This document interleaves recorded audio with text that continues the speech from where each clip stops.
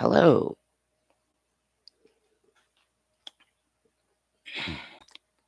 This is Dr. Mia Lueth.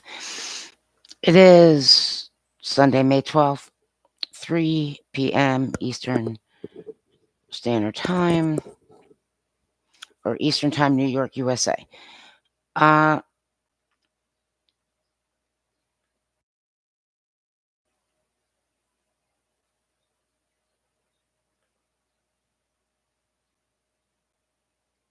at this moment, if you bear with me, I'm trying to troubleshoot something that just came up, and I forgot to do it the other day.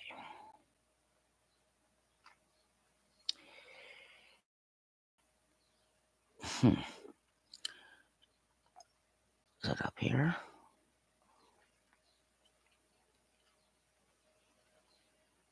Okay. Well, anyway,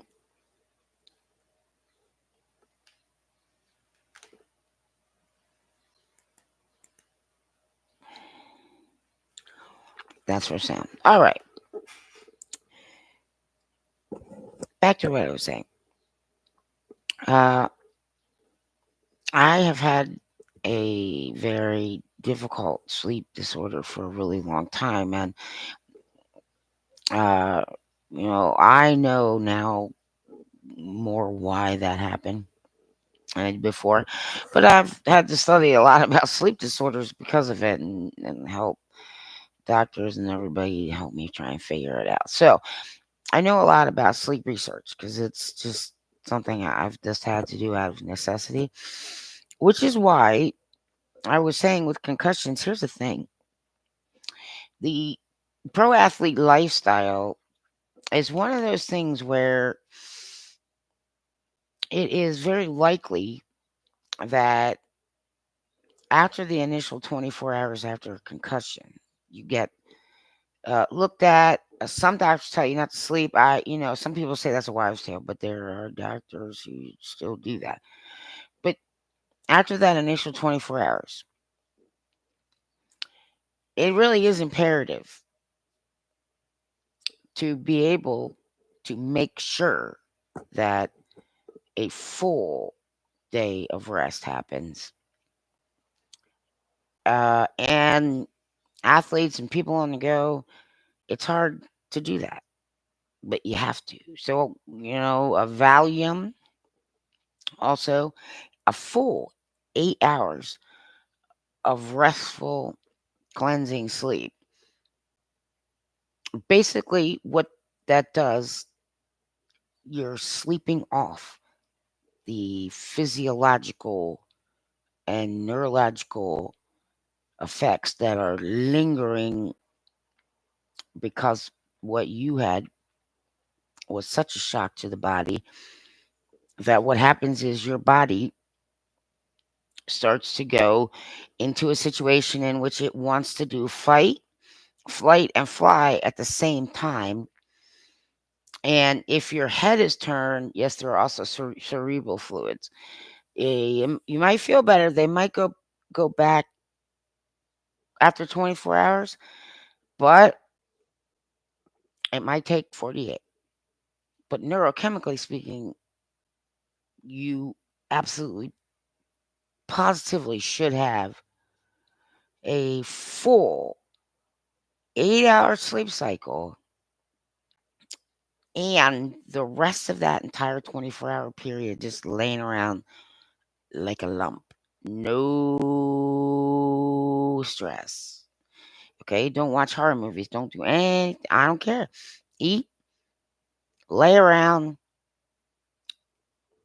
go to the bathroom. That allows your physiological imprint of that to dissipate and clear out when you sleep.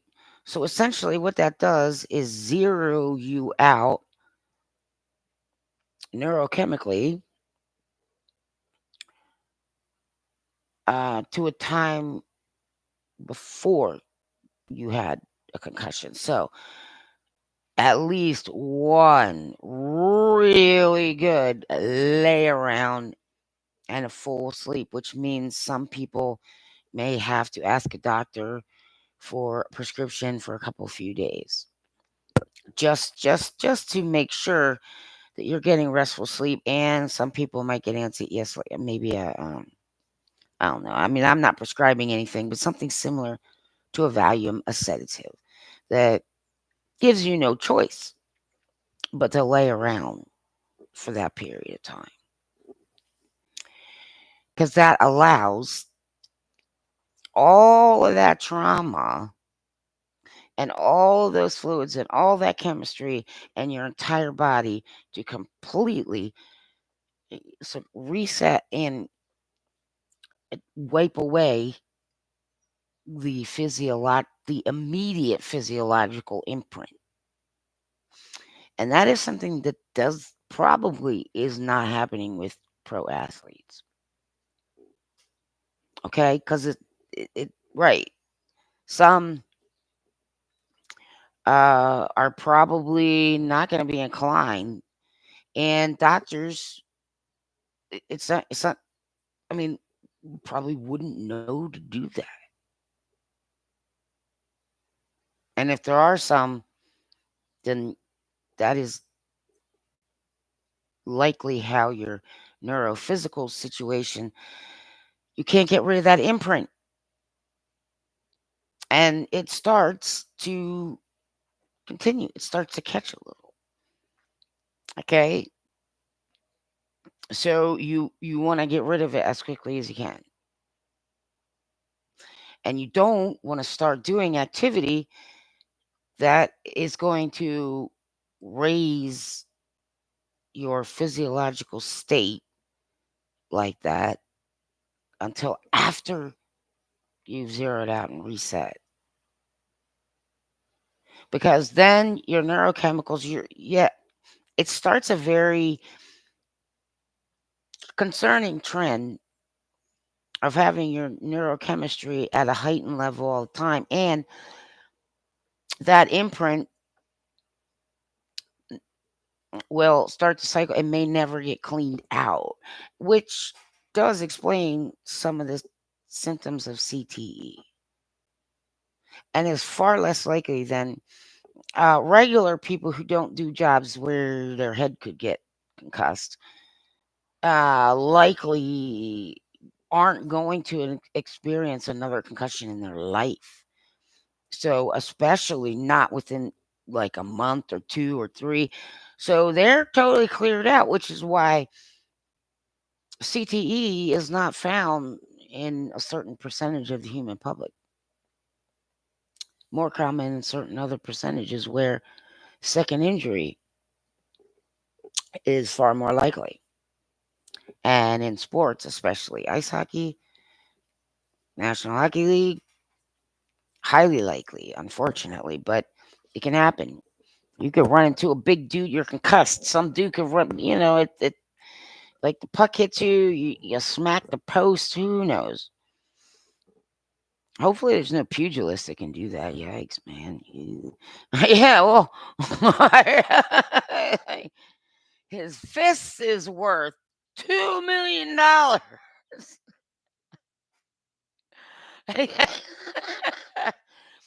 Anyway, and ice hockey especially is higher speed. You don't have a lot of time between games. The NFL, you do.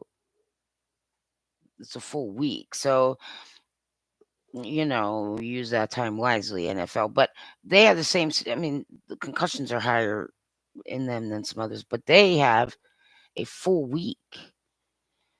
So likely they will be able to do that, but you got to get it in there.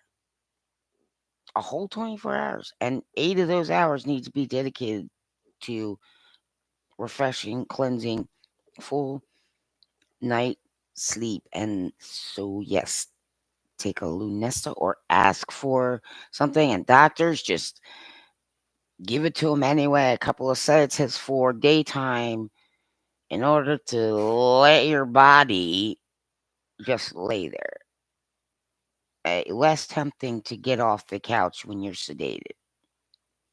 But you can still get up, walk, eat, and go to the bathroom. So the NHL lifestyle, however, is more on the go. Their games are closer together. So injuries are more likely, and second injury during a refractory period is more likely.